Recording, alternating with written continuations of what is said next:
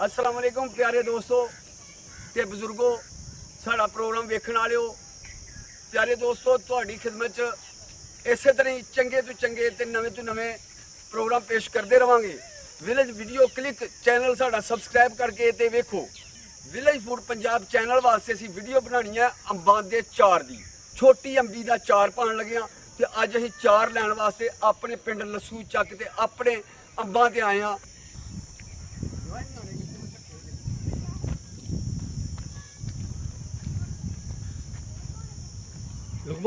प्यारे दोस्तों साफ सुथरी जमीन है, ये डिगे अंब जो किरे दे ने वह भी माशाल्लाह सोहने अंब ने। यह वेखो ठीक है, यह सोहने अंब ने ते यह भी असीं उत्तों ताज़े भी लाण लगे हाँ।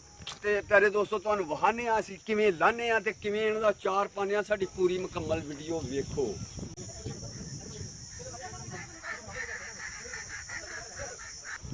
बच्चे नूं असीं चाढ़न लगे अंब ते इंशाअल्लाह अंब ला के खैर खरीदना थल्ले उतर आवे। चल शहजादिया पुत्रा चढ़ जा जरा अंब ते। जदों असीं छोटे छोटे होंदे हाँ असीं भी चढ़ जांदे रहे हां। हाजी साहब चार दिन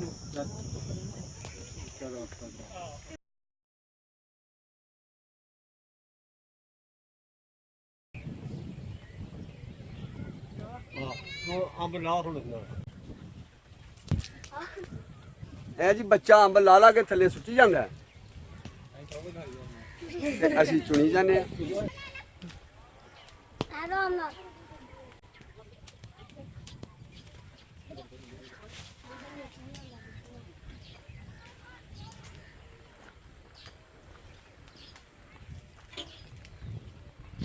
बिस्मिल्लाहिर्रहमानिर्रहीम।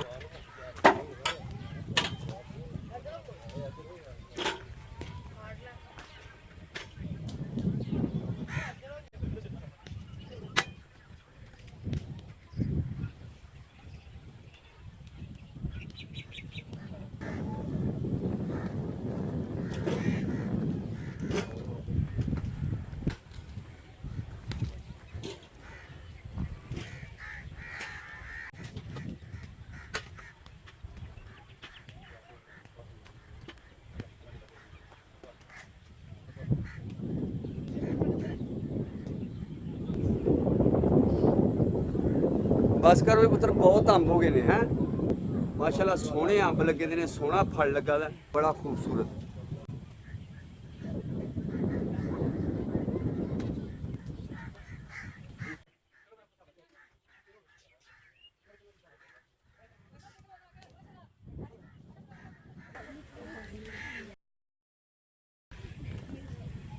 इधरों आ जा, इधरों सही है, इधरों मेरे मोढ़े ते आ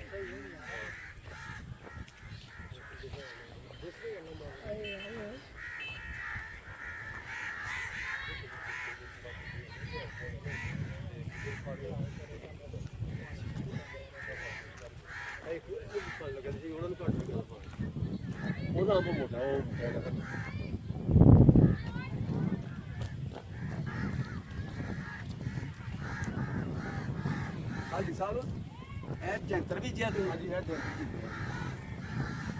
अच्छा ये जंतर जब बड़ा होएगा ना, अच्छा अमीन नाल बाद होगे। अच्छा ये सब खाद बनेगी, ये मसाले की जगह कम देगा, ये मसाले की जगह कम देगा। अगला फसल बहुत अच्छी होएगी इसमें। जी खादा पाने ना, हाँ जी उन्हें खादा ना सभी खाद जी रिजल्ट बहुत अच्छा होगा। बड़े फसल जी बड़ी अच्छी होएगी।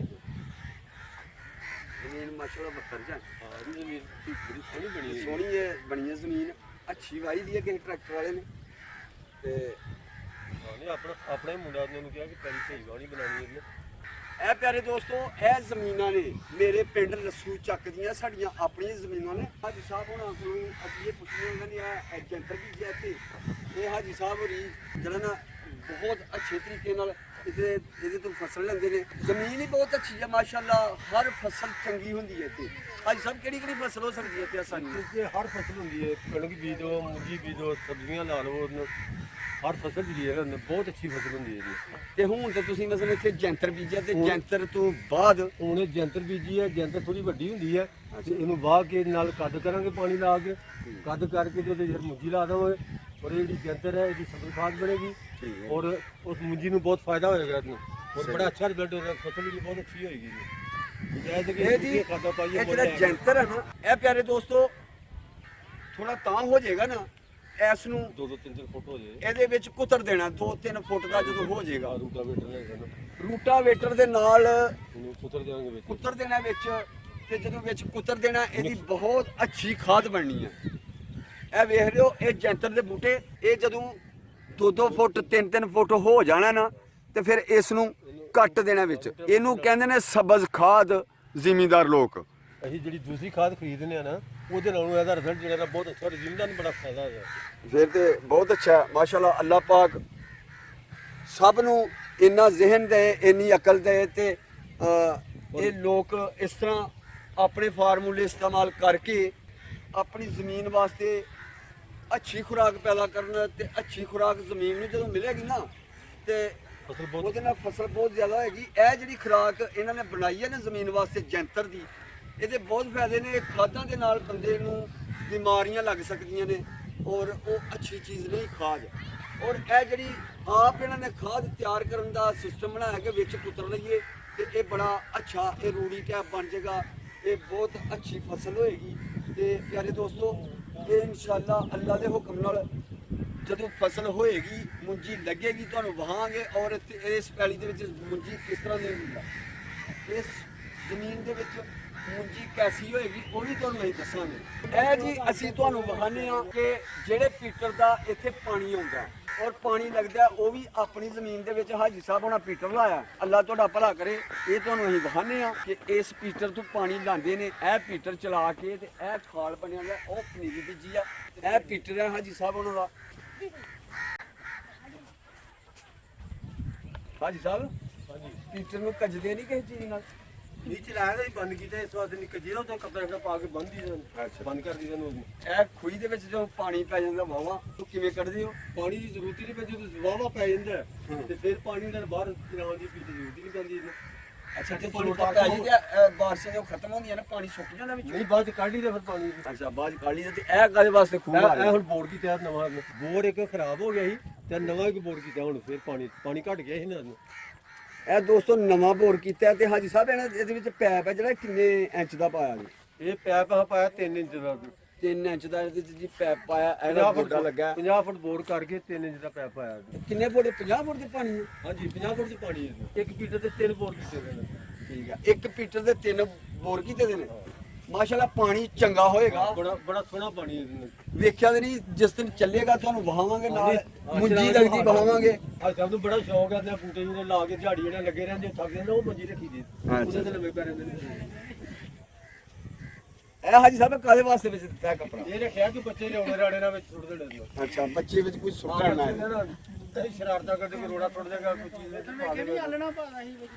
ਆਹੋ ਵਿੱਚ ਜਾਨਵਰ ਆਲਣਾ ਪਾ ਦਿੰਦੇ ਨੇ ਜਾਂ ਬੱਚੇ ਬਸਮਝ ਨੇ ਜਿਹੜੇ ਉਹ ਇਹਦੇ ਵਿੱਚ ਕੋਈ ਚੀਜ਼ ਸੁੱਟ ਦਿੰਦੇ ਨੇ, ਉਹ ਇੱਥੋਂ ਦੀ ਜਾ ਕੇ ਪੱਖੇ ਦੇ ਵਿੱਚ ਫਸ ਜਾਂਦੀ ਆ। ਫਾਇਦੇ ਨੁਕਸਾਨ ਔਰ ਜਦੋਂ ਇਹਨੂੰ ਚਲਾਵਾਂਗੇ ਉਹ ਕੁਝ ਤੋੜ ਦੇਗੀ। ਪੀਟਰ ਦਾ ਨੁਕਸਾਨ ਤੇ ਜਾਂ ਪੱਖੇ ਦਾ ਨੁਕਸਾਨ ਹੋ ਜਾਏਗਾ, ਇਸ ਵਾਸਤੇ ਤਾਲਾ ਮਾਰੇ ਦੇ ਹਾਂਜੀ ਇਹ ਪੈਪ ਸੀ ਛੋਟਾ ਹਾਜੀ ਸਾਹਿਬ ਉਹਨਾਂ ਦਾ, ਇਹਨਾਂ ਨੇ ਅੱਗੇ ਟੋਟਾ ਹੋਰ ਲਾਇਆ, ਪਿੱਛੋਂ ਪੈਪ ਲੋਹੇ ਦਾ ਤੇ ਅੱਗੇ ਪਲਾਸਟਿਕ ਦਾ। ਹੁਣ ਲੋਹੇ ਦਾ ਵੈਲਡ ਕਰਨਾ ਹੈ। ਇਹ ਪਿਆਰੇ ਦੋਸਤੋ ਇਹ ਸਾਡਾ ਪਿੰਡ ਦਾ ਲੱਸੂ ਚੱਕ ਦਾ ਮਾਹੌਲ, ਸਾਡੇ ਪਿਆਰੇ ਪੰਜਾਬ ਦਾ ਮਾਹੌਲ, ਸਾਡੇ ਪਿਆਰੇ ਪਾਕਿਸਤਾਨ ਦਾ ਮਾਹੌਲ। ਮੇਰੇ ਪਿਆਰੇ ਦੋਸਤੋ ਅੱਲਾ ਤੁਹਾਨੂੰ ਰੱਖੇ ਖੁਸ਼। ਸਾਡੇ ਚੈਨਲ ਨੂੰ ਸਬਸਕ੍ਰਾਈਬ ਕਰਨਾ ਨਾ ਭੁੱਲਿਓ। ਚੱਲ ਵੇ ਚੱਲ ਮੇਰਾ ਹੁੰਦਾ ਬਈ।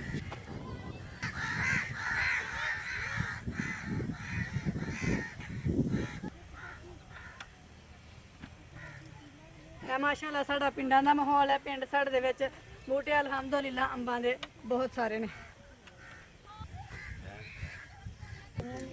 ਚਲੋ ਉਸ ਤਰ੍ਹਾਂ ਜਾਂਦੇ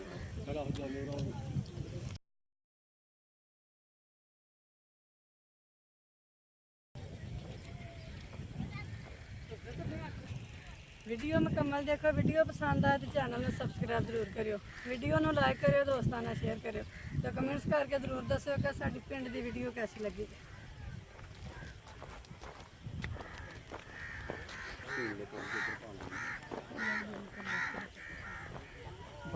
ਸਾਡਾ ਪ੍ਰੋਗਰਾਮ ਤੁਸੀਂ ਵੇਖਦੇ ਰਹੋ, ਸਾਡੇ ਚੈਨਲ ਨੂੰ ਸਬਸਕ੍ਰਾਈਬ ਕਰੋ। ਅਗਲੀ ਵੀਡੀਓ ਤੇ ਤੁਹਾਨੂੰ ਫੇਰ ਮਿਲਾਂਗੇ। ਸਾਨੂੰ ਦਿਓ ਇਜਾਜ਼ਤ। ਰੱਬ ਰਾਖਾ।